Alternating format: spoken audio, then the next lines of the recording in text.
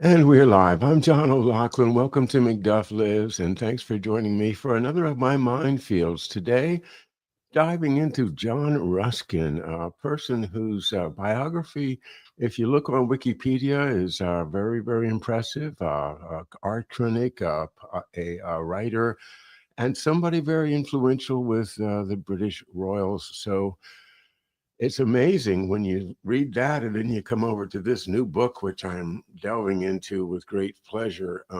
Two World Wars and Hitler, the who was responsible, and Anglo-American Money, Foreign Agents, and Geopolitics by Dr. Jim McGregor and Dr. John O'Dowd, published by Trine Day. Our good friends at Trine Day are doing fantastic publishing. And well, I got into the book, where am I? About 85 pages in now, going real slow, doing a lot of highlighting with my yellow marker. And, I find in this like that, you see what I'm saying? I'm marking it up all the time. So I'm looking forward to sharing with you my reading from part of this book and some more comments and other stuff. Let's see what we have time to fit in. And so let's get started. I'll be with you in 30.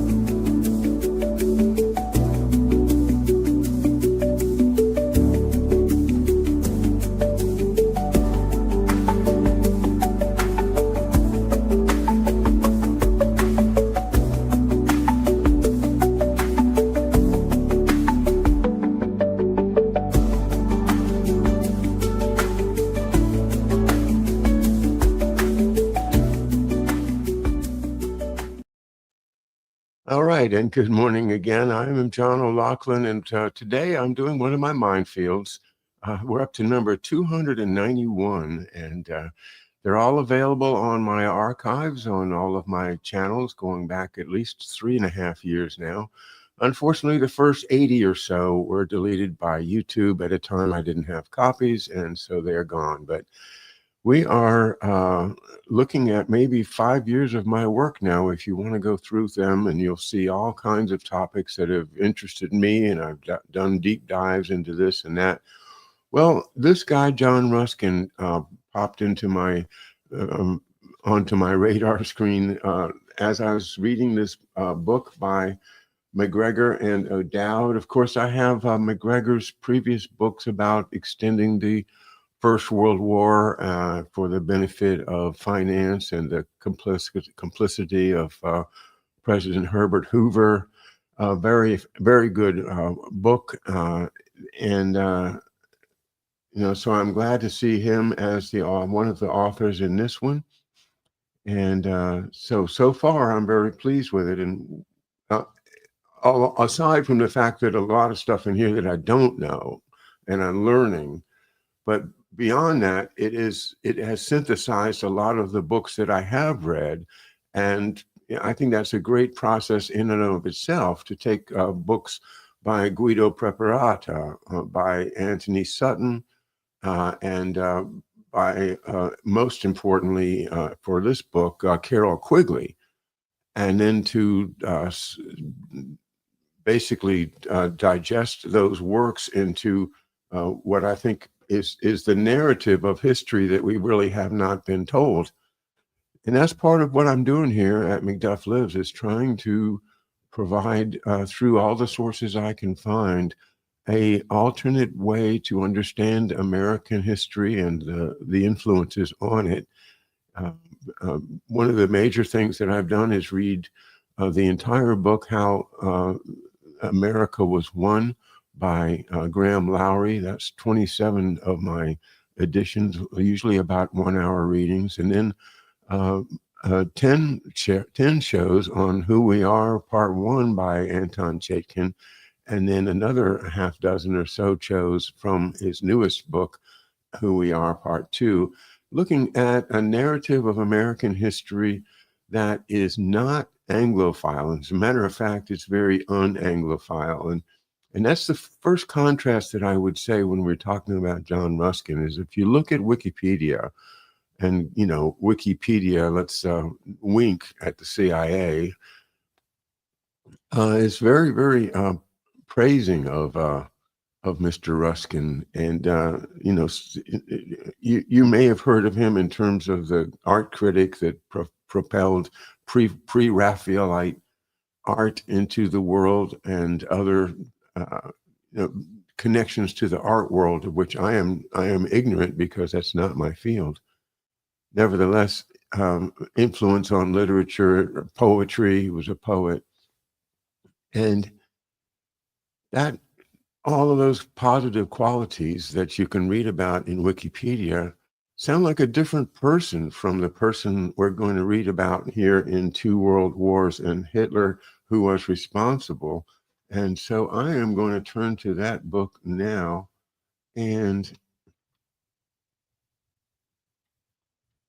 go to page 28, where I'm going to start reading. And I would like to make sure that everyone understands I do not claim the right to this book. This is the property of the authors and the publishers, and I am using it for educational purposes, and I trust that I will get forgiveness if I don't already have permission. Anyway, I think it's quite important that we understand this John Ruskin character. So,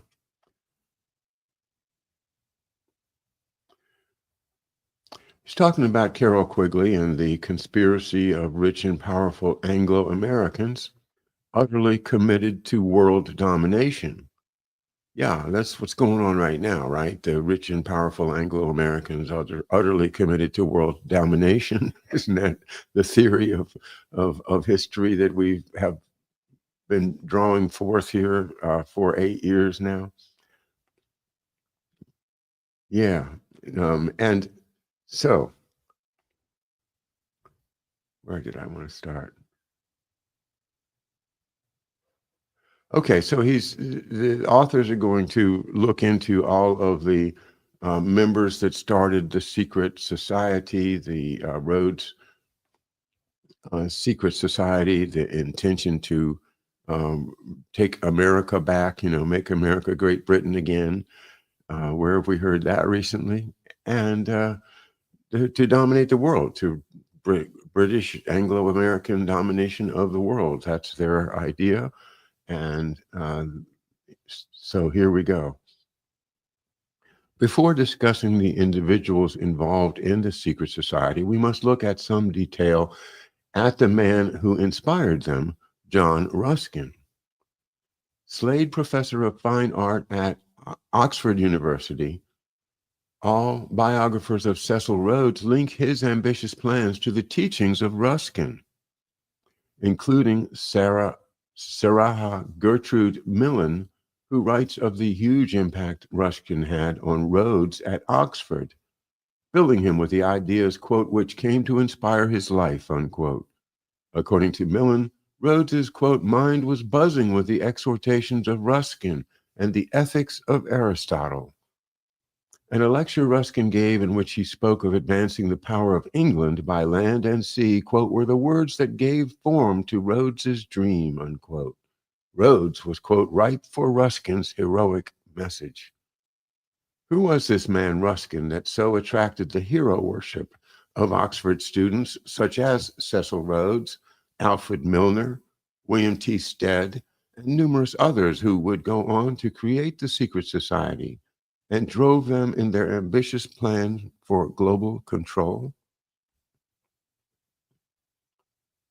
Pardon me.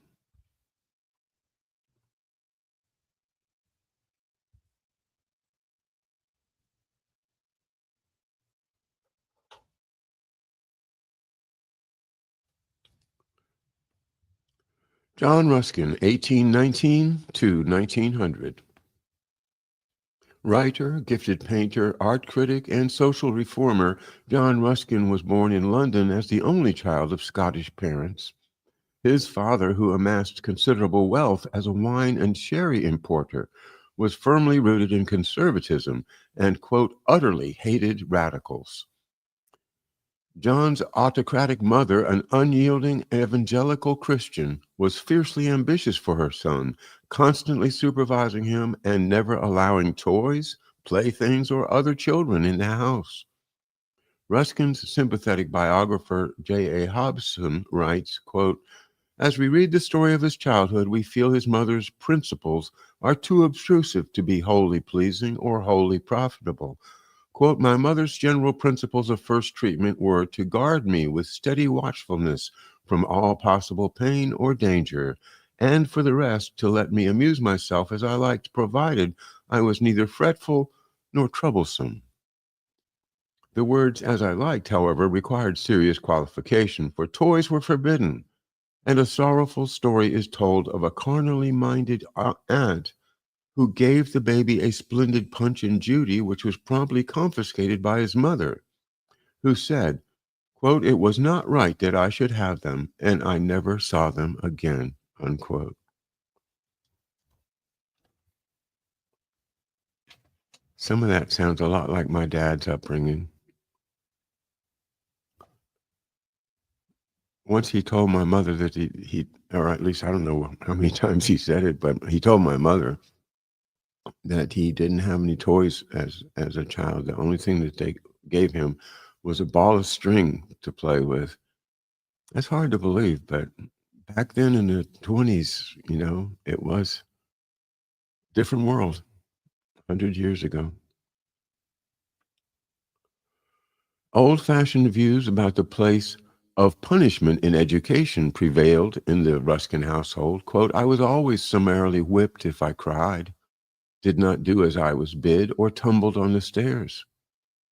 When it is added that her earliest conception of her special duty in education took the form of forcing John to acquire long chapters of the Bible with perfect verbal accuracy, and to read the book right through, once a year at least, from Genesis to the Apocalypse, every syllable, at a time when no skill of interpretation in the teacher and no precocity in the pupil could have imparted a right understanding of many portions, the opinion we form of her judgment and discretion is not too favorable, unquote. The Ruskins lived in domestic seclusion, had few friends, and rarely entertained or ventured out. From his earliest days, John's parents controlled him very tightly and schooled him at home, believing him destined for a high position in the church as a bishop or an archbishop. His whole structure as a youngster was built on biblical teaching of original sin. That, parentheses, some might call brainwashing, close parentheses. That's the author's comments. There is no doubt that his parents loved him, but whipped him if he fell or cried.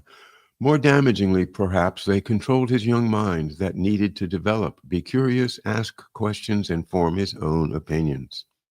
When he was 17 and went up to Oxford University, his mother moved with him to the town and took an apartment on High Street. She watched over him constantly in Oxford to ensure his physical and moral well-being. Mother and son dined together every evening, and his father went up every weekend. As an undergraduate, Ruskin achieved little academic distinction apart from a prize in poetry. His few friends at university included Henry Ackland, who would go on to become a famous physician. After Oxford, Ruskin enjoyed frequent nature and culture tours of Europe. Venice, which he visited a number of times with his parents, had an especially great effect on Ruskin. Isn't that interesting, with all the studies we've done of Venice and the Doges and the Venetian system, that he admires Venice. His father was a champion of Romanticism. The Romantics tended to look back to the Middle Ages and its social code of hierarchy, which they saw as beautiful, like the architecture, in contrast with the ugliness of 19th century industrialism. This looking backward to an imagined beautiful idyllic past was a big factor in Ruskin's character, and led naturally on to his imperialism. He began painting and writing about art and was 23 years old when he completed the first volume of his 5-volume Modern Painters. He was an early champion of the pre-Raphaelite Brotherhood and especially praised the work of the Romantic painter William Turner when others were severely criticizing it. Modern Painters was well received by the emerging and increasing affluent middle class in Victorian England, and Ruskin began to see his vocation as an art critic. Nowadays, Ruskin's Modern Painters is considered by some as mediocre at best. And I won't read the quote of a critic. In 1848, he married Effie Gray, the pretty 20-year-old daughter of family acquaintances from Scotland. But the marriage was a loveless disaster without physical interaction. Effie lived under the same roof as the emotionally damaged Ruskin for 6 years before having the marriage annulled on the legal premise that it was never consummated. Ruskin refused to accept her grounds for ending the marriage, forcing her to undergo a humiliating intimate examination by two male doctors who confirmed her, quote, Virgo intacta. Ruskin apologists would later blame Effie and her family for having craftily engineered a loveless marriage with a view to gold digging the fortune of Ruskin's father. The complete absence of a sexual relationship, they say, was Effie's fault and not Ruskin's. Okay. Effie went on to have a very happy marriage with the kind and gentle artist John Millais, a member of the pre-Raphaelite Brotherhood. Ruskin never remarried, and speculation remains rife about his sexuality and possible pedophilia.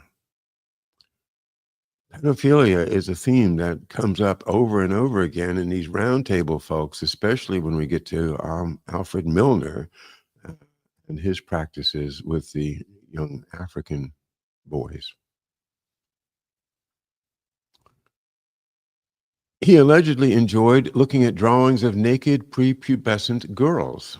After the annulment of his marriage at the age of 39, he began privately tutoring 9-year-old Rose Latouche and at some stage, quote, fell in love with her. 9 years old? When she reached the age of 18, Rose's parents refused Ruskin permission to marry her. She would die 10 years later in an institution in Dublin. On his father's death in 1864, Ruskin inherited a substantial fortune, enabling him to fund a number of social experiments aimed at helping the poor. Now, doesn't this sound like Edward Mandell House in the beginning of the settlement houses? But this is, 40 years earlier? Where does it come from? John Ruskin. This is why I think this is so important that we grab a hold of this version of Ruskin and dig into it instead of relying on Wikipedia's really ridiculously fawning praise.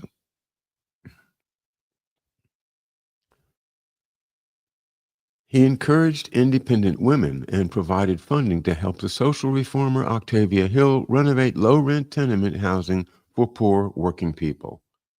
At the other end of the spectrum, he subsidized a girls' finishing school, Winnington Hall in Cheshire, run by Miss Margaret Bell. With Miss Bell's encouragement, Ruskin made regular visits to lecture the girls on art and nature and occasionally stayed over in his own rooms at the school. Romping with the girls and having particular pets among them sounds alarming, but it would be mistaken to deduce from it that Ruskin was indeed a pedophile. Like many adults, he innocently enjoyed being around children. Towards the end of his life, Ruskin said that his inability to break free from parental control was the reason for his failure to achieve maturity. In his middle years, Ruskin devoted ever more of his time to political considerations and formulating ideas for social reform. Revolted by radicals and the ugliness and mercenary character of modern industrialism, Ruskin was drawn to the aesthetics of the Middle Ages and to the concepts of nobility, chivalry, authenticity, and authority.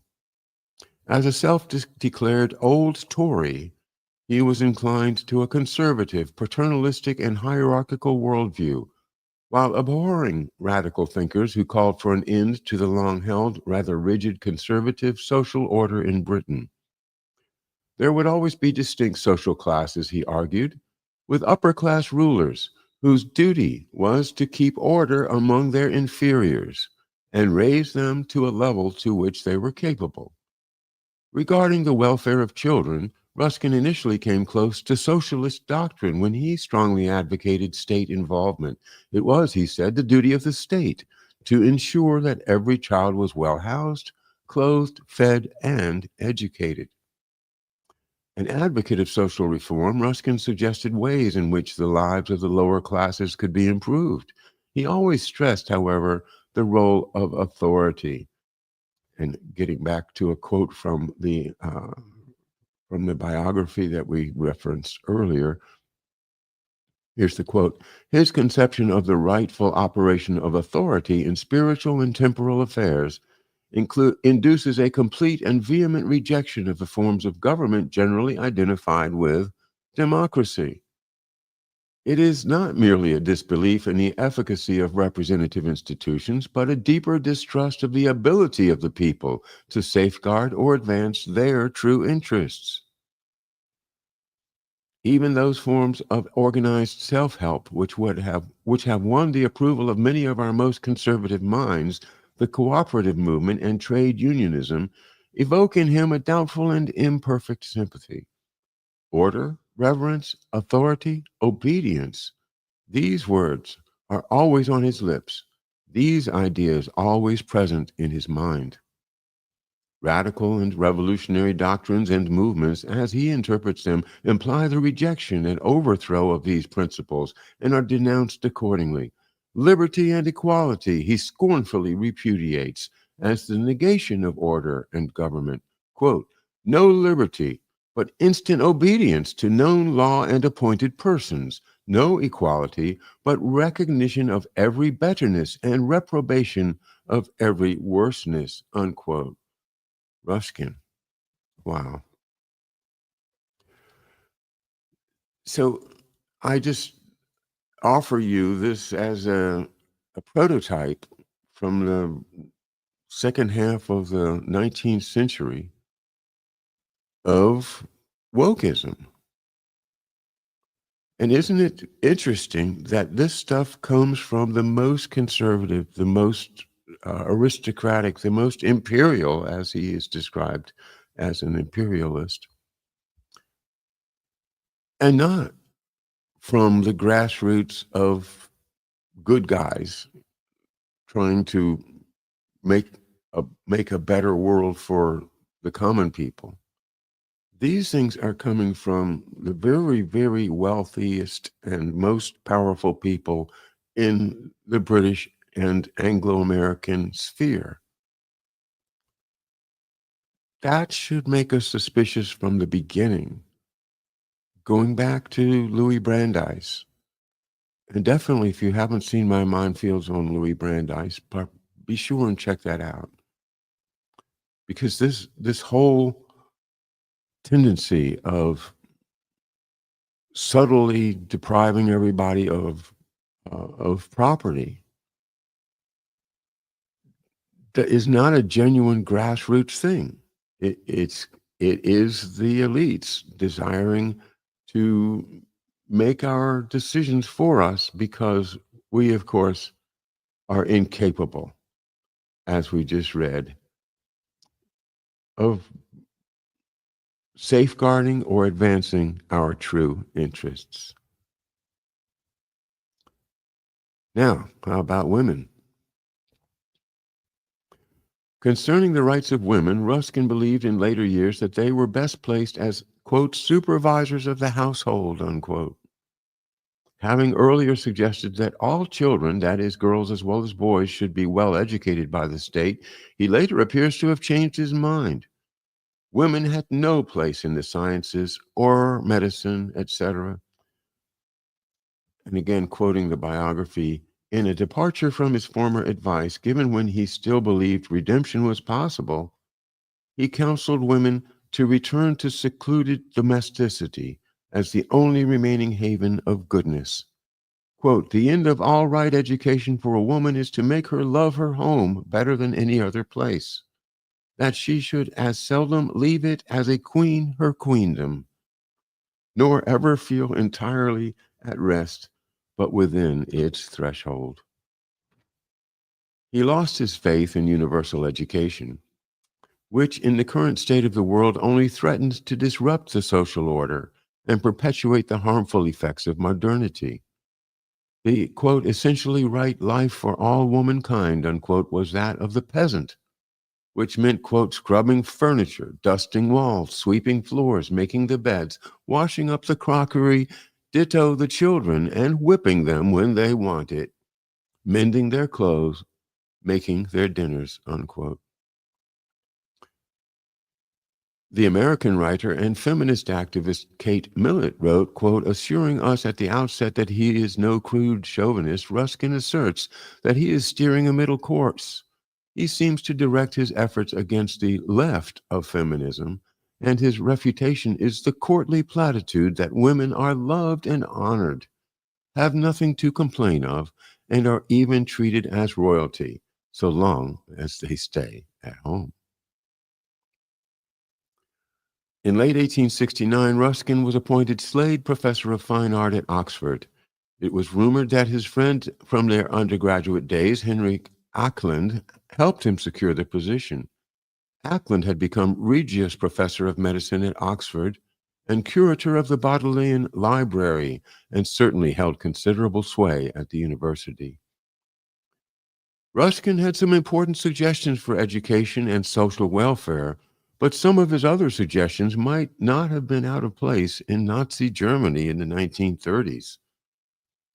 And again, quoting the biography, the physical and moral education he proposes would make finer creatures of them, that is, the lower class, would go a long way of itself to, quote, eradicate disease and stupidity and vulgarity.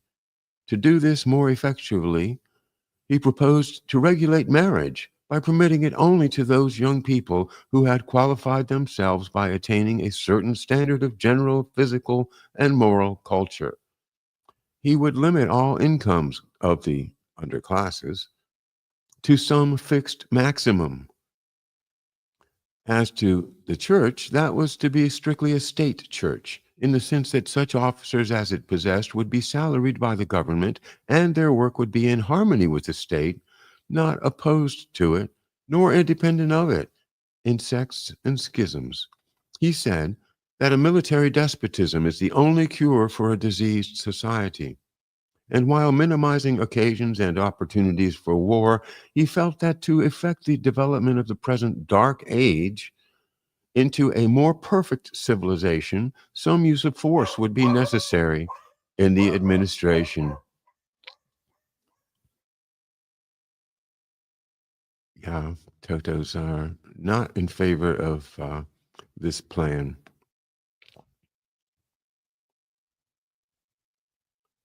Laws must be made and laws must be administered, and to do this effectively requires a strong hand. In his state, every man would be a soldier. Okay. Ruskin believes that the state permission to marry would demand rigid regulations as to age and income. His suggestion that epileptics, criminals, or the victims of any serious hereditary illness should not be allowed to increase and multiply would become basic tenets of the eugenicist movement in Britain and the United States, and thereafter in Nazi Germany. In addition, Ruskin made a stubborn and eloquent defense of war and militarism. And I will do that quote in a second, but first I just want to make a comment that, we've been studying eugenics here for a long time, and now I'm realizing that, like so much that is destroying our American system, our American dream, our sovereignty, it comes from these elite Brits. And as we learn later in the book, the connections that Mr. Ruskin has to uh, Edward the Seventh, the Rothschilds, the Rhodes Round Table. It's all, the roots of it are right here in this book. So again, it's Trine Day. It's a great narrative put together by Jim McGregor, John O'Dowd, and definitely get yourself a copy of it.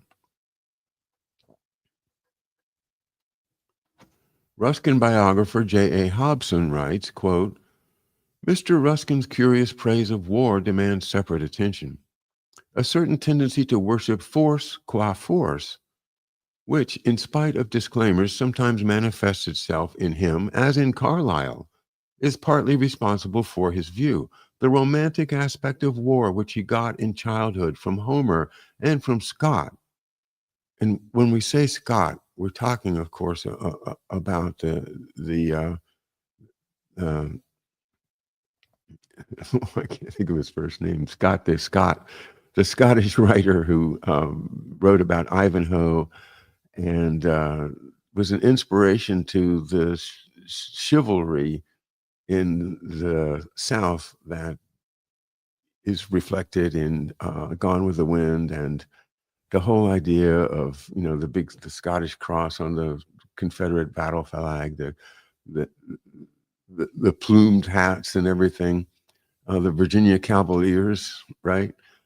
All of that is Sir Walter Scott, of course. Why couldn't I come up with that? So he read Walter Scott, and if you read Walter Scott, you'll see what he's come into is this world of, oh yeah, there's these great elite smart people and honor, and well, what really is not the smart people. I misspoke. I mean the chivalrous people, the noble ones, the ones with this nobility that everyone just defers to in their dreams, that is. Okay, sorry for that. Let's get back to the reading. The romantic aspect of war, which he got in childhood from Homer and from Scott, never passed from him. The vivid dramatic presentation, both of the horror and the glory, evinces a certain unreality, the love of mastership, and of the self-assertion of strong men, casts a glamour over war, the most pronounced form of self-assertion.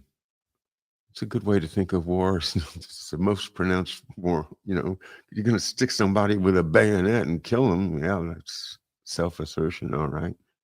This sentiment is less a manly than a womanly quality. It is found rather in physically weak, sensitive men than in robust ones, arising from the idealization of a quality by those who possess it not. The idealization of equality by those who possess it not. Okay. Mr. Ruskin does not see war as it is or was. He does not see it as those few literary men who have experienced it face to face see it and describe it, men like Mazzini and Tolstoy. Perhaps the pages we would most willingly delete from his works are those containing the address to young Woolwich students, reprinted in, quote, The Crown of Wild Olive, unquote, which defends the game of war as that occupation in which, quote, the full personal power of the human creature finds effective expression, and which, quote, when well played, determines who is the best man, unquote. It is true that both here and elsewhere, wars of sheer aggression for selfish ends of territorial or commercial aggrandizement are denounced, but few defend wars ostensibly undertaken for gain. The sanction and incitement given by Mr. Ruskin to the English nation, quote, to undertake aggressive war according to their force wherever they are, assured that their authority will be helpful and protective, unquote. However laudable as a theory of national conduct, is one of the most dangerous pieces of advice that could be tendered to a people always able to persuade themselves that their interference is, quote, helpful and protective, unquote.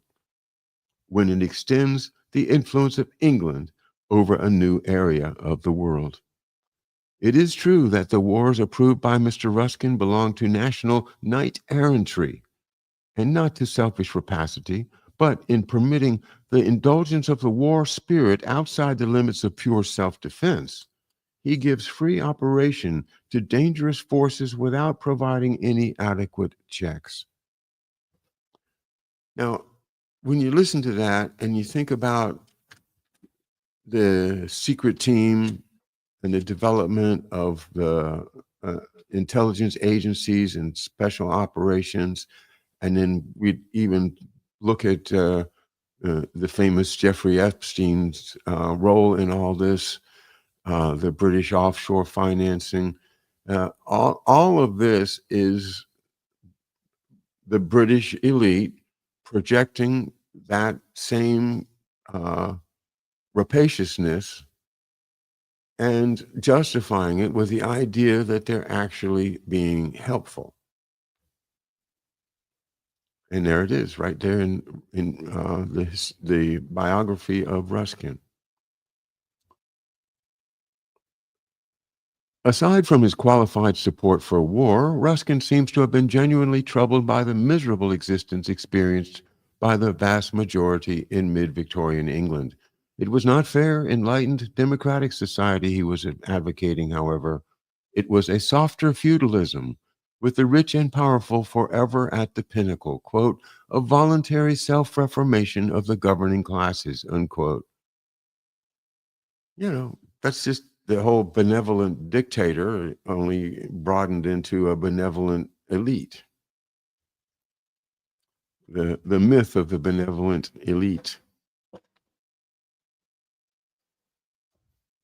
You will own nothing and you will be happy.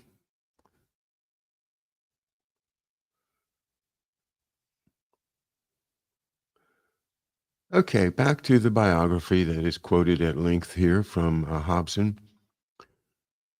In spite of wavering moments, this deep-rooted disbelief in democracy and a persistent disparagement of popular action stand as distinctive marks of Mr. Ruskin's teaching. The people cannot help themselves. The growing discontent with their condition aroused by education can never become the power for progress. The true instrument of social progress, as he conceives it, is the goodwill and intelligence of the upper classes, the landowners and captains of industry, whose functions have been already named, quote, to keep order among their inferiors and raise them always to the nearest level with themselves of which those inferiors are capable, unquote. This raising of inferiors may safely be carried on without risk of attaining any dangerous condition of equality on account of, quote, the wholesome indisposition of the average mind for intellectual labor, unquote. Although he has sketched elaborate plans of political and industrial organization, Mr. Ruskin is no true believer in public machinery, and even when the working is in the hands of the illuminated upper classes, like most thinkers who have approached this social question from a distinctively moral standpoint, he finds the spring of progress in the individual will. In the individual will. Adolf Hitler, Triumph des Willens, the triumph of the will. It's a straight line from Ruskin to Riefenstahl.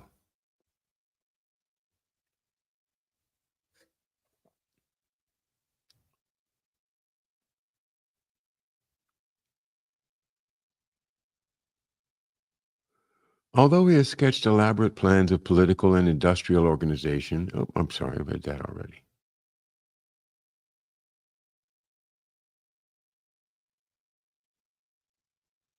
In a word, the socialism to which Mr. Ruskin looks is to be imposed by a hereditary aristocracy. Socialism to be imposed by a hereditary aristocracy. Yes, that's woke. That's it. whose effective cooperation for the common good is to be derived from the voluntary action of individual landowners and employers. There must be no movement of the masses to claim economic justice, no use of Parliament to nationalize land or capital, or to attack any private interest. Reform must proceed from a moral appeal to the heart and the intelligence of individual members of the ruling classes, unquote. Well, all I can say is that appeal certainly didn't work, and they decided to just go ahead and do it anyway, as Lenin says, to control the opposition, lead the opposition. Ruskin's lectures were generally packed with students and members of the public. Indeed, the people arriving for his first lecture had to be moved at the last minute to the Sheldonian Theater to accommodate everyone. The students at Oxford appeared to have loved him because he appealed to their youthful idealism and English patriotism. In his inaugural lecture entitled, quote, Imperial Duty, on the 8th of February, 1870, he told the students, quote, and this is priceless. There is a destiny now possible to us, the highest ever set before a nation to be accepted or refused. We are still undegenerate. Oops. Let's start over. I'm going to try that again. There is a destiny now possible to us, the highest ever set before a nation to be accepted or refused. We are still undegenerate in race, a race mingled of the best northern blood. We are not yet dissolute in temper, for we still have the firmness to govern and the grace to obey. We have been taught a religion of pure mercy, which we must either now betray or learn to defend by fulfilling. And we are rich in an inheritance of honor, bequeathed to us through 1,000 years of noble history, which it should be our daily thirst to increase with splendid avarice, so that Englishmen, if it be a sin to covet honor, should be the most offending souls alive. Within the last few years, we have had the laws of natural science opened to us with a rapidity which has been blinding by its brightness, and means of transit and communication given to us, which have made but one kingdom of the habitable globe. Wow, did you hear that? One kingdom of the habitable globe, made by miracles of communication, transportation, and the laws of natural science. One kingdom, but who is to be its king? Is there to be no king in it, think you, and every man to do that which is right in his own eyes? Or only kings of terror and the obscene empires of Mammon and Belial? Or will you, youths of England, make your country again a royal throne of kings, a sceptered isle, for all the world a source of light, a center for peace? And this is what England must either do or perish. She must found colonies as fast and as far as she is able, formed of her most energetic and worthiest men, seizing every piece of fruitful waste ground she can set her foot on, and there teaching these her colonists that their chief virtue is to be fidelity to their country, and that their first aim is to be to advance the power of England by land and sea. Globalism. Carol Quigley writes, quote, Ruskin spoke to the Oxford undergraduates as members of the privileged ruling class. He told them that they were the possessors of a magnificent tradition of education, beauty, rule of law, freedom, decency, and self-discipline, but that this tradition could not be saved and did not deserve to be saved unless it could be extended to the lower classes in England itself and to the non-English masses throughout the world. If this precious tradition were not extended to these two great majorities, the minority of upper-class Englishmen would ultimately be submerged by these majorities and the tradition lost, unquote. Descending into madness, Ruskin spent his final years at Brantwood, his beautiful house on the shores of Coniston Lake in the Lake District of England. Cared for by his cousin Joan Severn, he died from influenza on the 20th January 1900. The Rhodes Secret Society planned to have his remains interred close to Tennyson's in Poets' Corner in Westminster Abbey, but despite much pressure from London and Oxford, Joan insisted that he must be buried in the quiet churchyard of St. Andrew's at Coniston in accordance with his wishes. A simultaneous service was held at Westminster Abbey. Following Ruskin's death, an old and intimate friend and executor of his literary estate, Charles Eliot Norton, professor of history at Harvard, wrote to Joan saying that all documents and correspondence that could prove embarrassing to Ruskin's reputation must be destroyed. Norton crossed the Atlantic and, together with Joan, burned many of Ruskin's papers in the back garden at Brantwood, including a box containing correspondence between Ruskin and Rose Latouche. When Norton returned to the U.S., he similarly burned much of the correspondence between himself and Ruskin. Cecil Rhodes and Alfred Milner were unable to get from South Africa for the funeral of their hero, and it is unknown if any other members of the inner circle attended. So, died in madness, eh? Well, let's go over to my other source I wanted to quote today, and that is our friends at the LaRouche Organization. And this is from the Executive Intelligence Review, January 17th, 1986, an article. I will show it to you.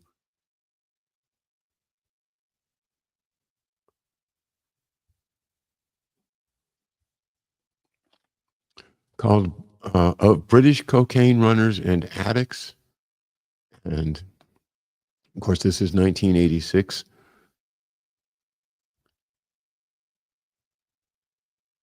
By Mark Birdman. There must be some red faces these days in the parlors and clubs frequented by the higher echelons of Britain's liberal establishment. For better than 5 years, its representatives have been consuming themselves in rage against EIR founder LaRouche for having commissioned a book, Dope Inc., which demonstrated that the British royal family and its financial instruments were in a controlling position in the international drug traffic. Right. Now, just down to the last paragraph to wrap up the show today. Ruskin, the junkie. A second development in December 1985 might have even more portentous longer-range implications. On December 14th, a feature appeared in the London Guardian with the title, quote, "John Ruskin was a junkie." The article reported on recently released letters of the 19th century Oxford University philosopher and art critic, which provide evidence that Ruskin was addicted to opium for at least 15 years of his life. This opium addiction, the Guardian asserts, is the most likely evidence for deranged and uneven behavior in certain periods of his life. It is no surprise to learn that Ruskin was deranged. What else could be said about a man whose intellectual philosophical career was devoted to destroying the influence of the Golden Renaissance of the 15th century through his sponsorship of the pre-Raphaelite Brotherhood? This is not a question of idle philosophical ravings. Ruskin was the mother superior for ensuring generations of British liberal Gnostics, those Gnostics who created the British Round Table movement, the New York Council on Foreign Relations, and in more recent times, the Trilateral Commission. It may be impossible to find a magistrate to try John Ruskin posthumously, but we can certainly say that Ruskin stands accused before the court of history as among the worst of, quote, common criminals, unquote. Well, Dope Inc., again, is a terrific introduction to all this. Get the first edition if you possibly can. Here it is up on my shelf. Let's see. I hope I've still got my screen share on. So if you can get a first edition of Dope Inc. Britain's Opium War is the subtitle, and but be sure and follow, as I'll be reading more excerpts from this book, and get yourself a copy of it from Amazon or directly from Trine Day.